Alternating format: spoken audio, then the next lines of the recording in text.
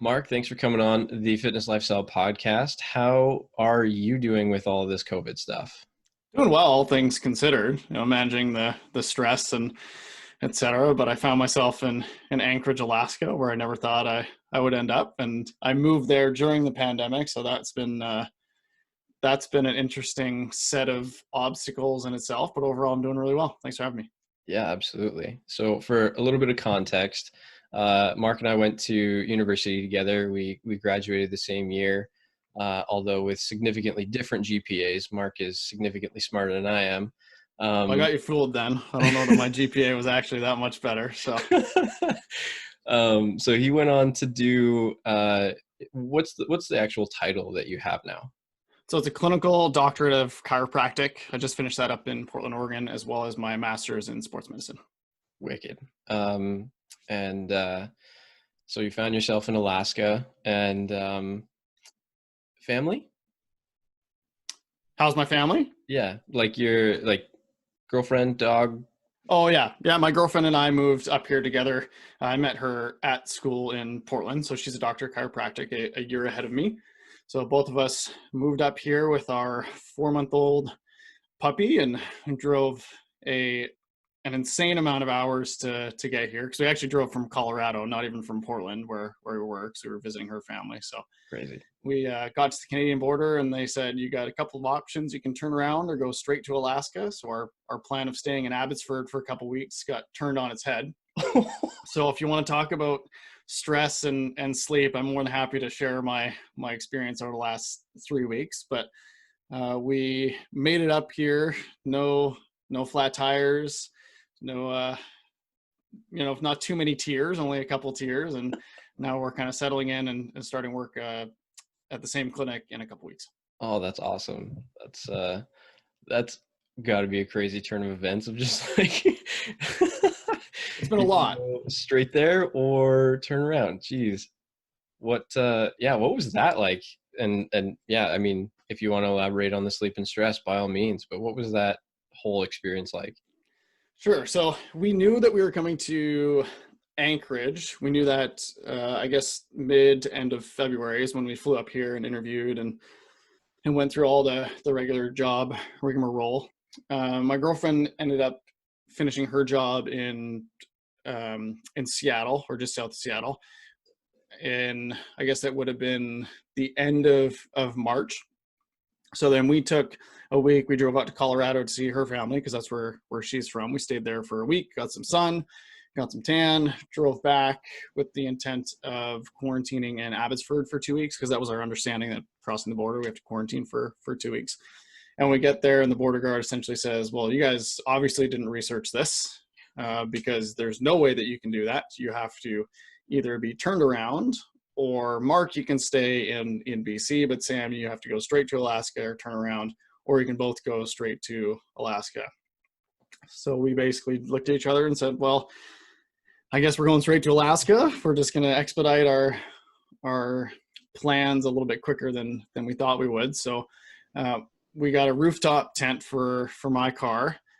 So we ended up sleeping most of the time in the rooftop tent along the way, a night or two within our cars when we couldn't find anywhere that was particularly safe. But instead of driving 20 hours back from Colorado, then resting 2 weeks, it was 20 hours from Colorado, then another 45 hours straight to Anchorage over 7 days in the car. So all the time, not knowing what was going to happen with our jobs because of the whole COVID thing, and not getting the best sleep because of cars along the highway and nice and loud and et cetera. So it's been a growing experience for sure, learning our new threshold of stress and how much we can tolerate. And then we spent the last week or so basically trying to recoup from that and recover on sleep, which, we know it just because you get more sleep the next day, it doesn't make up for the sleep you lacked the day before. It's more of a chronic sleep load than it is the acute loads and making up for that. So that's where we're at.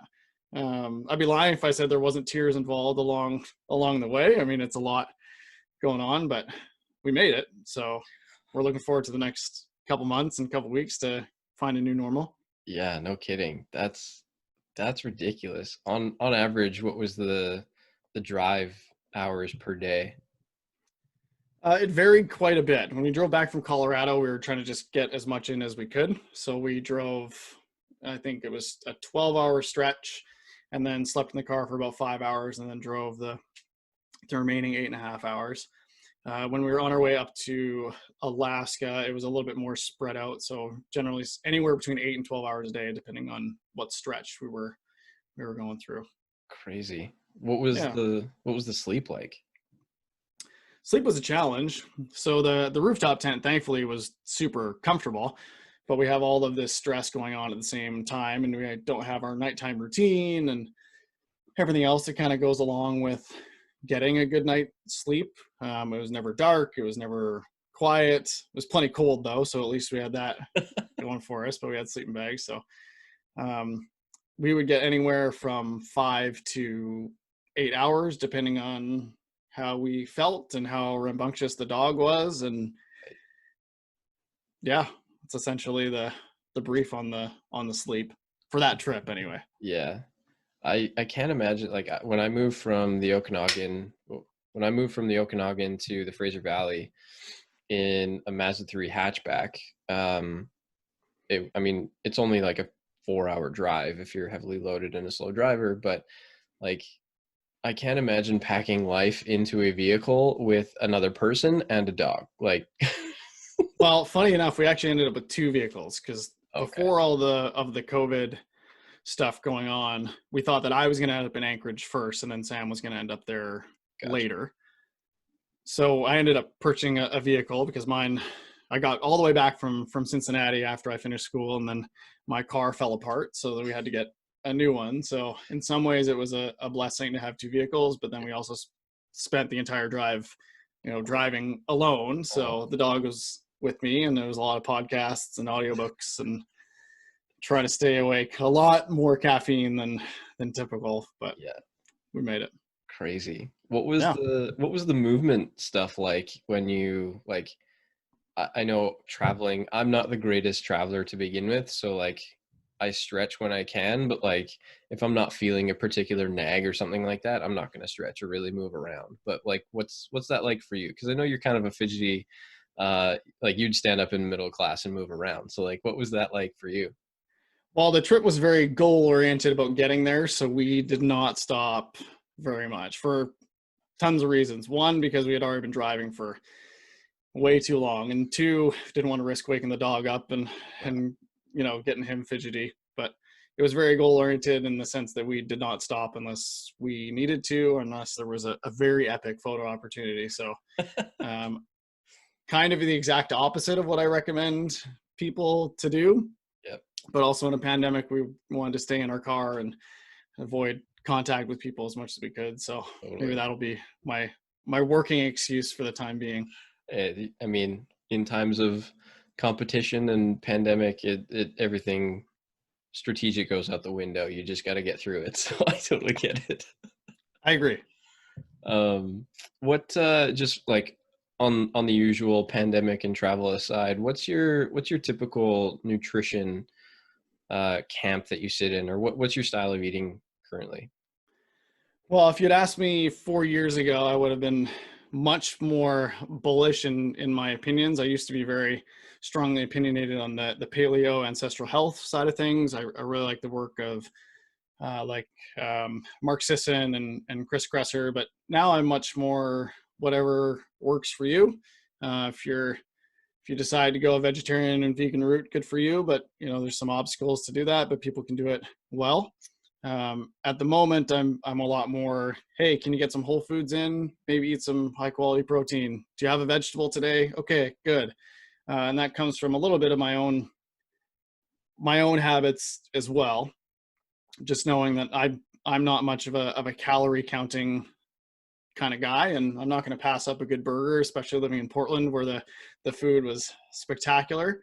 But then working with patients, if I try and get them to completely change their lifestyle by next appointment, there's a couple things that happen. One, they don't change their lifestyle, but two, they don't show up. So if I have to summarize my nutritional philosophy, it's like, did you eat a vegetable today? And then if we can check that box, then we'll work up from there and get more specific.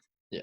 No, that's awesome. I think that's the development, and I'd have to agree. And part of the message of this podcast is similar to that, but um, yeah, at the same point, it's like the development as a person. And when you're in university, you're kind of in a bubble of like what is optimal and what you can typically get away with because you're young and motivated, and others. There's more leverage that you have over yourself, and then when you're older and have developed a little bit further, you just start to realize that you can let go of a few things.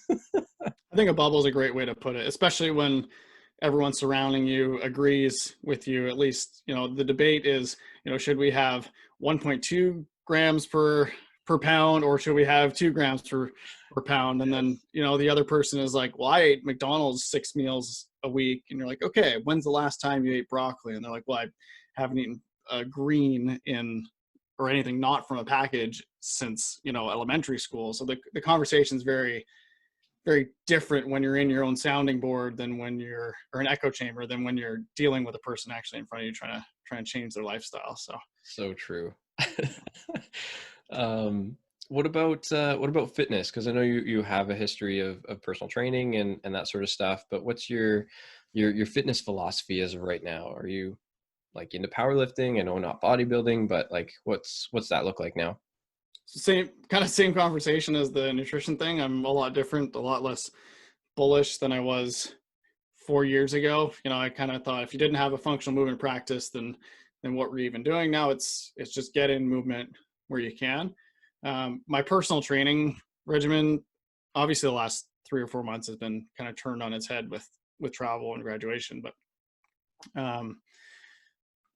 generally I'm pretty short sessions, fairly calisthenic, body weight, kettlebell base. I pick up a barbell every now and then, try and check in on my deadlift, make sure I can still, at least get 3 plates off the floor. I don't really care if it's more than a couple reps, but my sessions are anywhere from honestly 20 minutes to an hour and a half, depending on what I'm working on. A lot more strength and strength-based circuits. So even my conditioning programs are generally shorter and higher intensity, more interval-based training, or they're very low intensity, kind of 30 to 45 minutes on the bike or the treadmill or et cetera.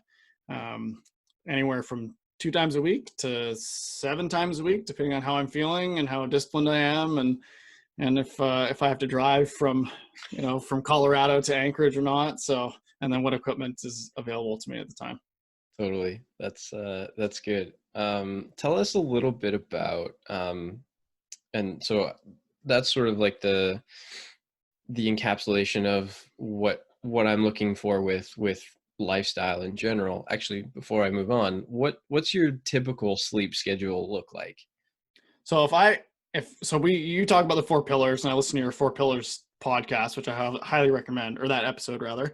So you have the nutrition, the stress, sleep, and exercise. I would say out of all of them that I'm strongest is sleep. I'm prioritizing my 8 to 9 hours just about every night. Even going through grad school, I'd take the lower grade on the test the next day if that meant that I would get another hour of sleep. You can ask my girlfriend; she knows if I don't get sleep, I'm kind of useless. Yeah. So I'm quite protective of my sleep. Being here in Alaska, the light is up until kind of 11:30. So then I've got the eye mask on. We got temperatures nice and cold. I'm trying to eliminate screens, at 30 to 90 minutes before bed. But anywhere between 7.5 and 9, I generally try and use my sleep cycle to determine how much sleep I'm going to get. So rather than doing 8, where I kind of end up falling right in the middle of that 90-minute sleep cycle. So for those listening who don't know, there's a natural called Circadian Rhythm, which is throughout the day and just kind of times your hormone levels. But then as we're sleeping as well, there's a sleep cycle where we go into deeper sleep, REM sleep, and then we kind of circulate through this sleep cycle. And most people's sleep cycle is about 90 minutes. So if you are taking a 45-minute nap, you're probably going to wake up fairly groggy. But if you take that 90-minute nap, you probably are going to wake up feeling a little bit better. I found that in my own sleep at night as well, if I time it so I'm waking up at 90-minute intervals rather than 8 hours, which kind of puts me right in the middle of a sleep cycle. I feel better at 7.5 and 9. So that's generally what I'm going to try and time out.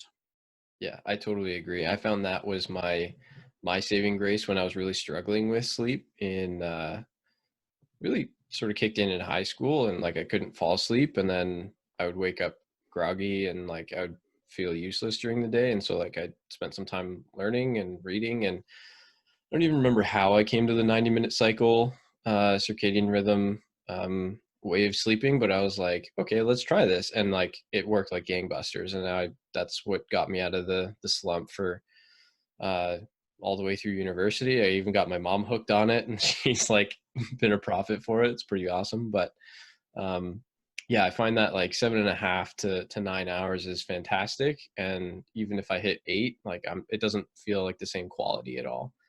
Yeah. And I feel like it's 7.5 or 9 hours for me. Yeah. Yeah. Not anywhere in between. I'm starting to get groggy. Now those 90-minute cycles aren't the same for everybody, so you'll definitely have to play with it. But that's also why I think a lot of people, they get their quote unquote 8 hours and they feel like crap, and they don't realize that they're just, they're out of tune with their body's natural cycles. So all anecdotal. I don't have a whole lot of primary evidence to support that, but it's worked really well for me. Yeah, absolutely.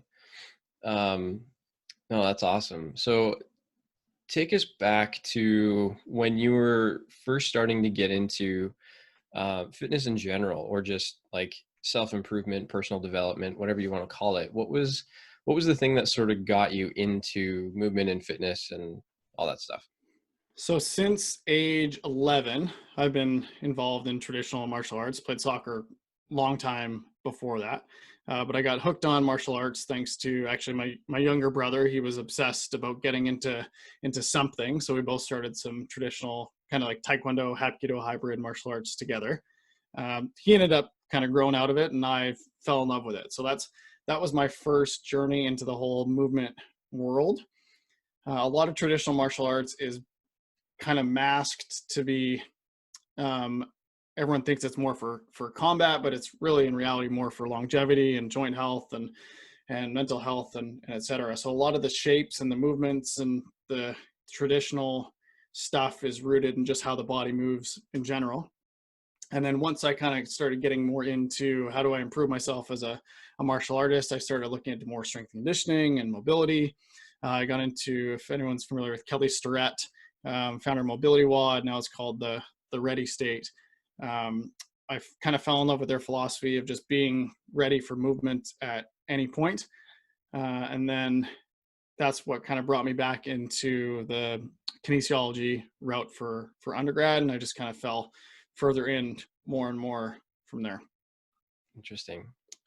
What's been the rest of your journey? Like when you were in university, were you still doing martial arts, or?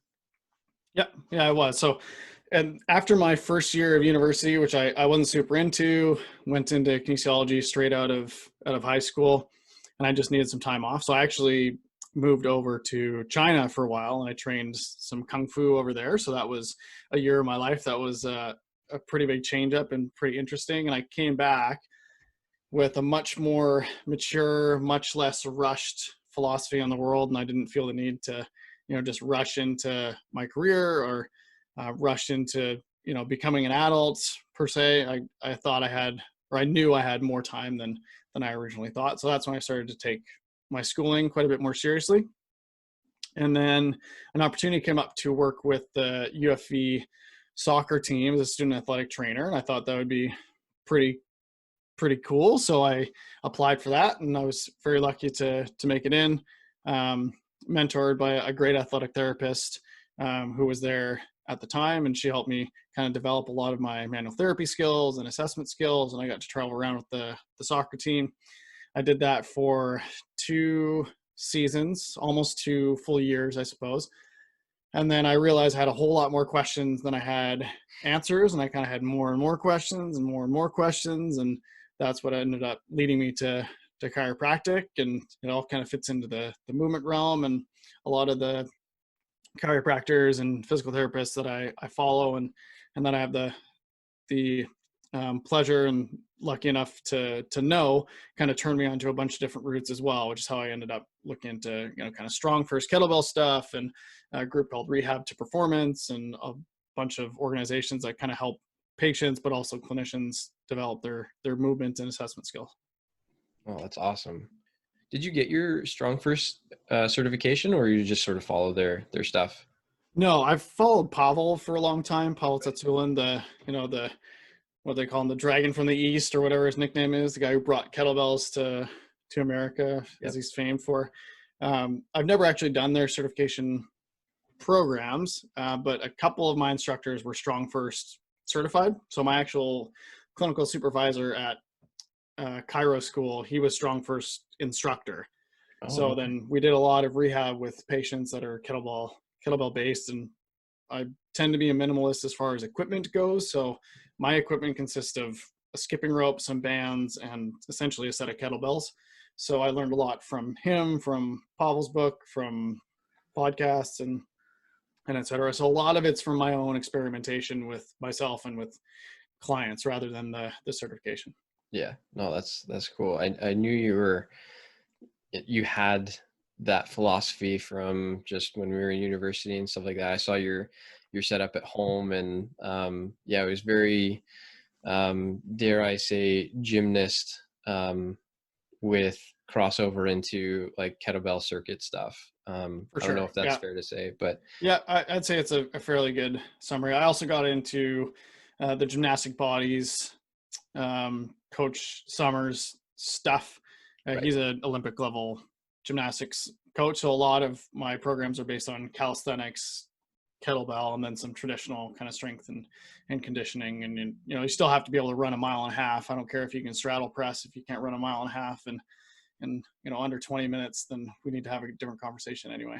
Yeah, absolutely. I I don't know. You'll have to let me know. But I had this moment of, dare I say, clarity, but it was I've personally found that I went from like being a junior cyclist to like doing long distance cycling and racing and some other stuff to like hardcore strength and conditioning, where it was more strength power lifting oriented than conditioning really. So I've gone from like long slow distance stuff to steady state to like low rep and like high anaerobic stuff, and Well, then anything above 10 reps is cardio, right? Isn't that how it works? anything over 5. Oh, now so you really are a power lifter then. Yeah, Yeah. I had that ingrained in my brain. I can't remember how, but just through the process of learning and reading a bunch of stuff. But um, to basically, I lived in that camp for so long where I was just all about strength, and I sort of lost my cardiovascular aerobic ability to the point where Hmm. like running 5K, like I had to go through multiple steps in my head of like, no, I can do this, like, and not want to die along the way. And so I sort of like turned my methodology, or my philosophy personally, of like, yeah, you should still be able to run something. That is still a movement that you should possess regardless of ability. Well, I Um, think there's a conversation to be had there of, I'm sure you talk about this all the time, is what are your goals? If we're trying to be half Thor and break the world record for deadlifting, then if he's running even a mile and a half, is he taken away from his ability to power lift? He probably is at the very peak of performance. yeah, But when you're coming from our world where it's either gen pop or, even the athletes like more well-rounded, I don't want to say well-rounded, but more, I guess, varied demands in their sports. In my world, that's law enforcement and right. and military and combat athletes. They need to have a little bit more well-rounded skill. But also, I think as a human being, you need to be able to run a mile and a half to, get away from a fire, or it's not going to take you a mile and a half, but to run to, someone's in trouble and you got to go help them, and you got to be able to put out 15 minutes of effort. And I think that the athletes that are the highest level of the world, they're sacrificing some of their abilities as a human being because they're pushing limits in one very narrow corner. So I think it's just a different conversation. I have no intention of being world-class athlete in anything. Maybe at one point I did, but I realized I'm not talented enough in anything to be world-class. So I'll take average Joe any day of the week. You and me both. And I think that was the thought was like, I felt like people would come to me with a specific goal and they're like, I want to run a marathon. It's like, okay, well, we need to dial back and we need to lift weights to build up tissue resiliency and confidence in movement and so on and so forth. And then like you get the other person that's like, I just want to deadlift all day. And it's like, oh, okay, well, we need to like do some sort of conditioning somewhere in there. And my younger, more naive coach mind was like, no, we're going to get you to Thor level. And like, that's just not reality for most people, especially in Gen Pop. But Yeah, and it gets a little frustrating telling people all day that you have to do the opposite of what their goal is. But in reality, we want them to walk out of our clinics or our gyms and be well-rounded human beings. I'm not trying to create a world-class cyclist. And if you are, go for it. But yeah, it's always a fun conversation. And it was more of it came from a personal realization too, of like, no, I should be able to run a 5K without really thinking twice.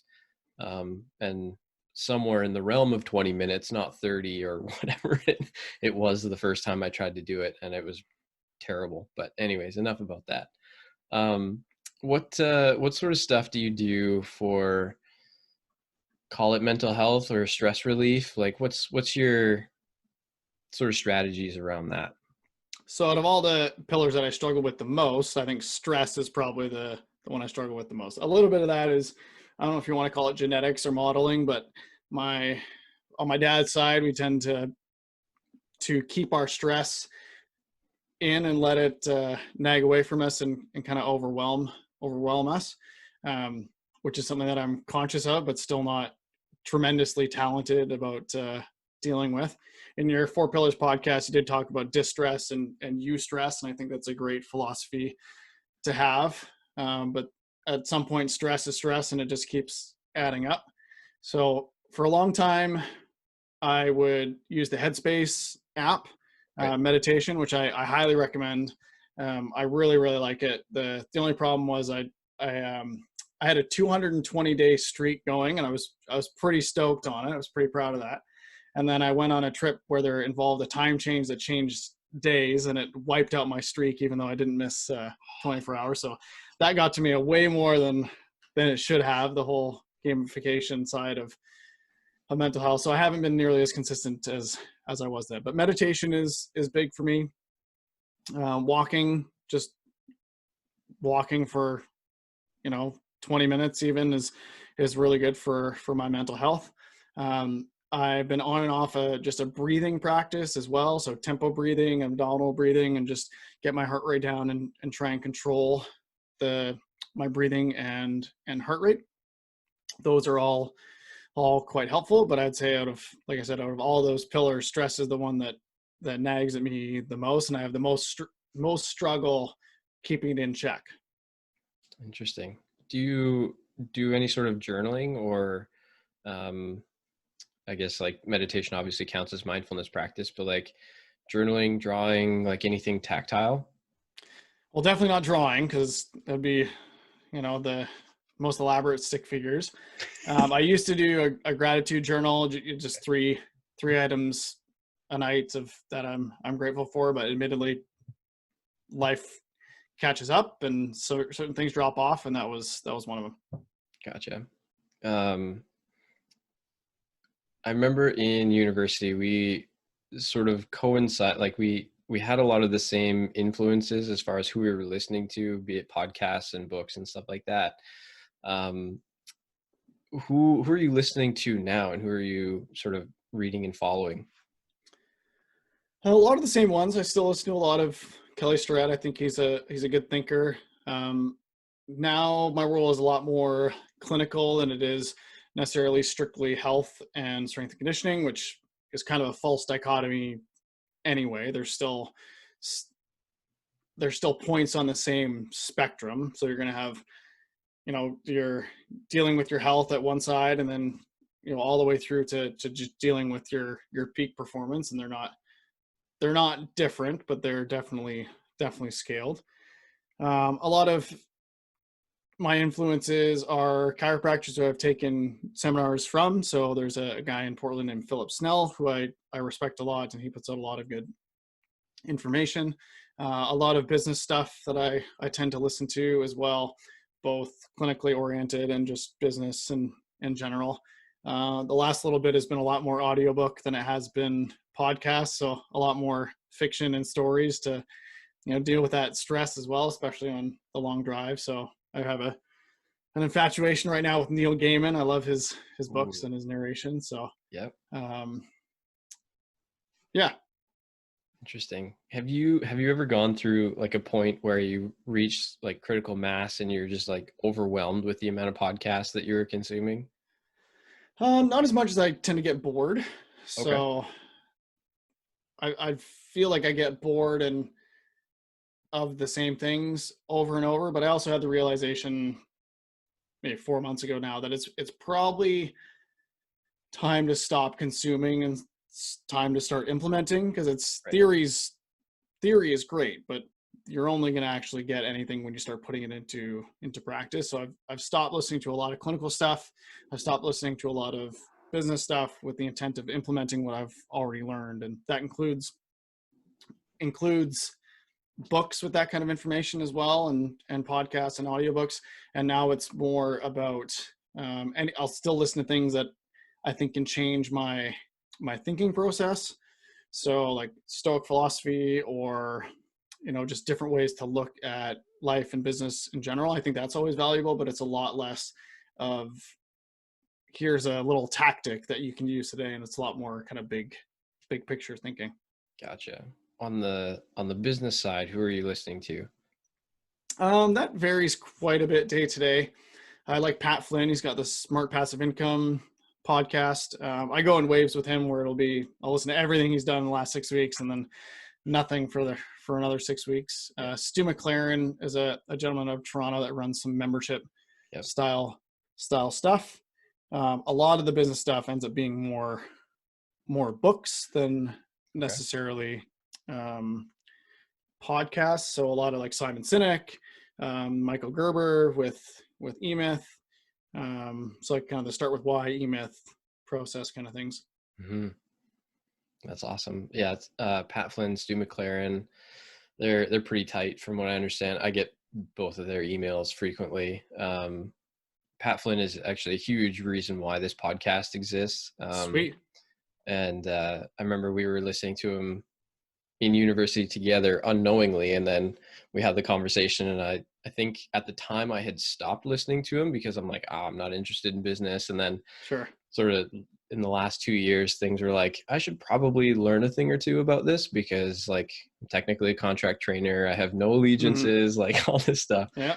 And here we are, like in a point where it's like, oh, okay, like dealing with my own, or like being able to run my own business at least competently is going to put me in a better position later on anyways. So, but and there's a lot of freedom with that, of how you can treat your customer and your patients or clients. Now you're not, bound to it.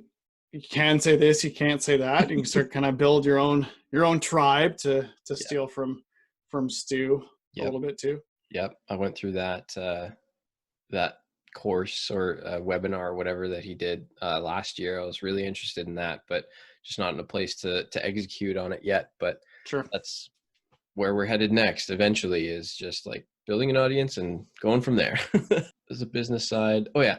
What's your flavor of sort of fiction? You mentioned Neil Gaiman, but what else kept you going on the drives? Pretty much Neil Gaiman actually is most of what we listen to, or what I listen to on the drive, because he has so much stuff that it took up most of it. I started reading Dune recently. I feel like as a fantasy reader, you can't not have read Dune. So to be honest, I've struggled with it. I've started it 3 or 4 times, and I don't know if I'm going to get into it this time. I just finished reading the series called The Lightbringer by Brent Weeks. So that was a very good read, a 5-book series. I've read a lot of the classics like Narnia, Harry Potter, Lord of the Rings, etc. But yeah, I find it's a good escape. I'm still waiting on. Are you familiar with The Name of the Wind? No.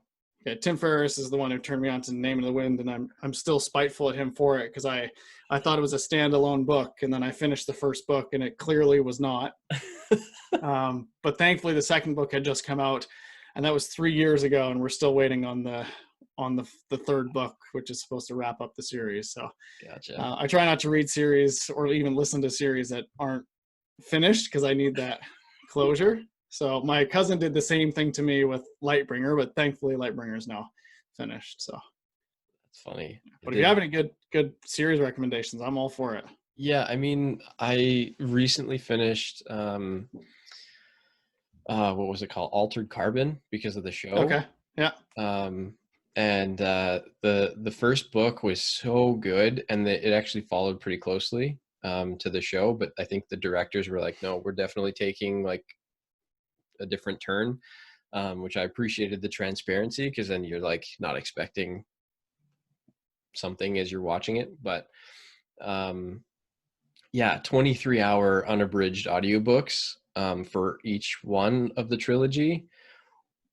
It was a great time, don't get me wrong, but the second book, I was so confused. Like I just couldn't picture the imagery well enough. And so I don't know if I would recommend it quite yet, but I found the story like intriguing from the first one at the very least. But the one that really took me for a loop was Ready Player One. Okay. Yeah, I like that one. That book was incredible. Yeah. And mainly just because I like video games a little too much, and so it kind of hit me The nostalgia is, yeah, it hits nostalgia real hard. Yeah. Even though, I mean, like, I'm a 1990 baby, so like I missed out on like playing all the 1980s stuff, but still it was like I understood all the references. But I'm currently listening to Armada, which is the same author, but I think his latest book.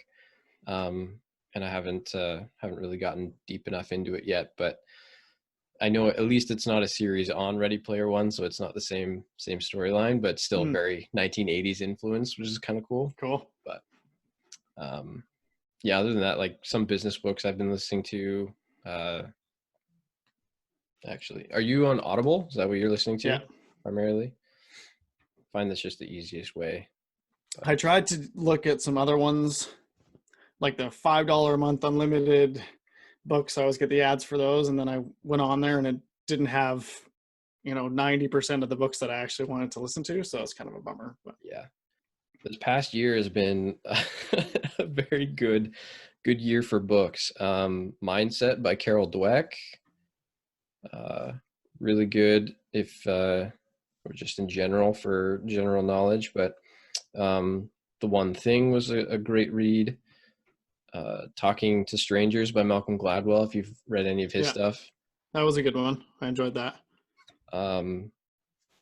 Did you consume Sapiens?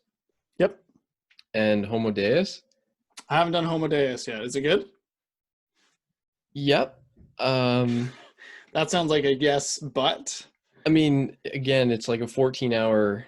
How long is it?